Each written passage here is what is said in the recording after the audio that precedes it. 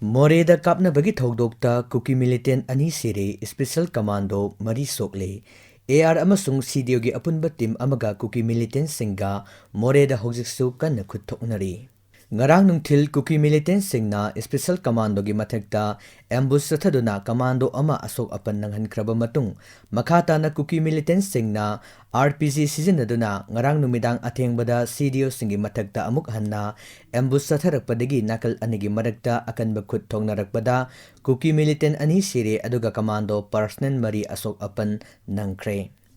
Thaudok adada laikidraba kuki militant ani adudi border town Moreh nakna leiba Howland 5 village tagi J Haukip amasung S Mojol village tagi K Mate kawi lenana asok apan nangkraba person mari adudi ahum shuba IRB dagi Moreh commando da attest tauduna leiba Dillingham Kamsan Battalion asimaktegi CDO da attest tauduna leiba M Priyo Kumar Taris suba MR gi CDO da attest tauduna leiba N Borzau amadi Battalion asidegi CDO da attest tauduna leiba M Susil ni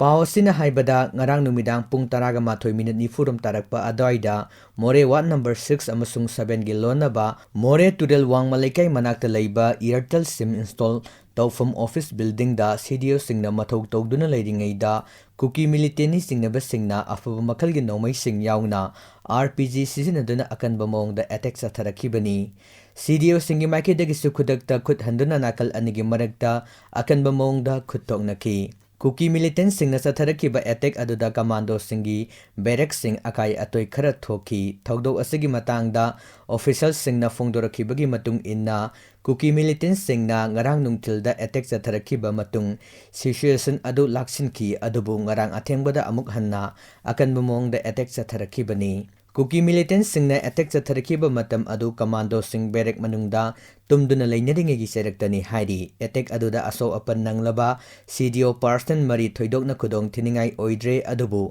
person amadi bom pokhaibagi makholna yeshin kibadagi nakongda sokki soklaba commando person sing manak nakpada leiba Assam Rifles ki hospital na pukatuna laikatnaki adubu thoidokna khudong thiningai oidre Singda lotuna leiriba kuki militant sing aduna numidangi amambagi kudong chaba lauduna CDO gi barrack singda pungkhai amarom attack adu satharakibani thodok adu thokraba matungda Assam Rifles ki makok thongba official sing Moreh da sangsinkre border town asi hojik high alert lehenkre lenana Moreh town pumbada amuk hanna curfew thamjinkre makhata na pamdaba thodok sing thoraktana bagidamak security force singi maiki dagi akanba section thorang sing lokhatkre Thodok thokpham dagi fangba paugi matung inna akan mamong da khut thoknakiba aduda Moreh da leriba Assam Rifles BSF yauna Central Force sing ambush satharakiba kuki khulai paiba sing adugi mathakta nomai maru ama fawba kapkhide hairi serak asida ngasi nungthil pung mari makhairom taba matamdana CDO amadi manga suba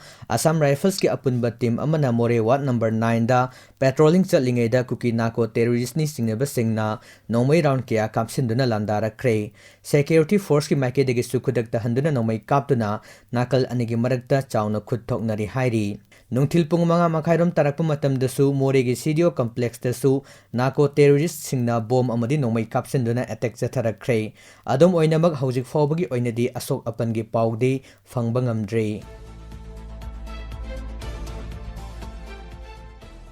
Kuki militant singna tampaki mafam kiyada bom amadi nomai kapsilakre kulngakpa amasogle Kuki militant singna ngarang kadangban amadi Moreh da bom amadi nongmaina landarakraba matungda ngasisu makhata na Imphal East-ki tumukhongda kuki militant singna bom kapsilakpada kulngakpa miyoi ama aso apan nangkre amadi kautruktasu nongmai kapsilakre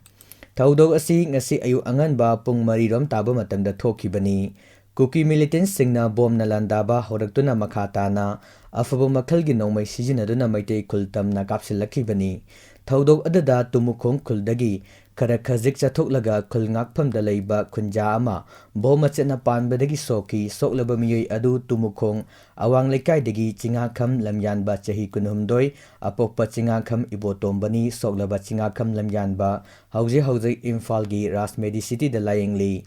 bom kapsinduna landarakpa adudagi makhata na khulngakpa amadi kuki militant singi marakta pung amarom hena nomai kapnaki adubu makhata na thoidokpa aso apan yawbagi paudi fangba leitre Amaromda Imphal West District ki manung chanba Kangpokpi District ka tainaba Koktruk Khulda ngasi nungthil kuki militant singa meitai khulngakpa volunteer singa nomai kamna kre paw asigi matung inna ngasi nungthil pung amarom khala helakpa matamdagi hauduna kuki militant singna chingthaktagi Koktruk chingthak laikai tamna bom yauna nomai round kia kapsilaktuna akanba mongda landaba horakhibani maduda khulngak libesingi maikidagi su khut handuna nakal anigi marakta nomai kapnaki nungtilgi pung ani makhairam tarakpa fawbada akanba mongda nakal anigi marakta khut thoknaki adam oinamak thodok aduda haujuk fawbagi oinadi thoidokpa asok apan amadi misimina yawbagi pawdi fangba leitre State amadi Central Force ta khut tharaba fawbada lengakna yengduna leiba haibasi laibak thibani maibom phawmai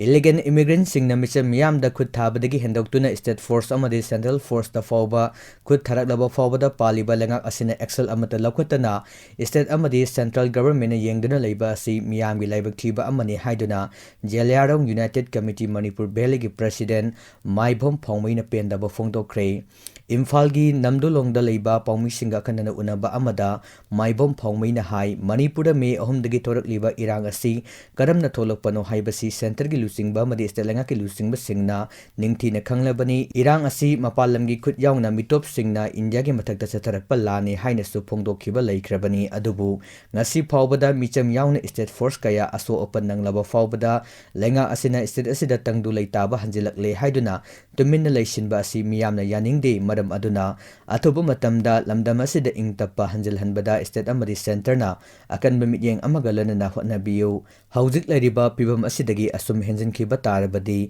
hena sawa pamdaba thodok sing tholakpa yai hainasu mahakna makha tari School da bom thamjilambagi mayukta wakan mifam phamkre Imphal East District ki manung chanba Ketrigau da leiba Princeton International School manung da bom ama thamlamle bom adu school asigi vice principal gi ka gi mapanda leiba dustbin amada yaurambani bom adu leire haiba vice principal na khangbangam lakhibani pung mangarom tarakpa matamda bom expert sing kauduna bom adu sinakre thong adubu yaningda bo phongdoktuna school asigi mahiroi amadi oja singna school gi gate mamangda wakat mifam phamkre Matamatamgi oiba ipaw update singadamag miyamna channel asibu like comment subscribe tawbiramo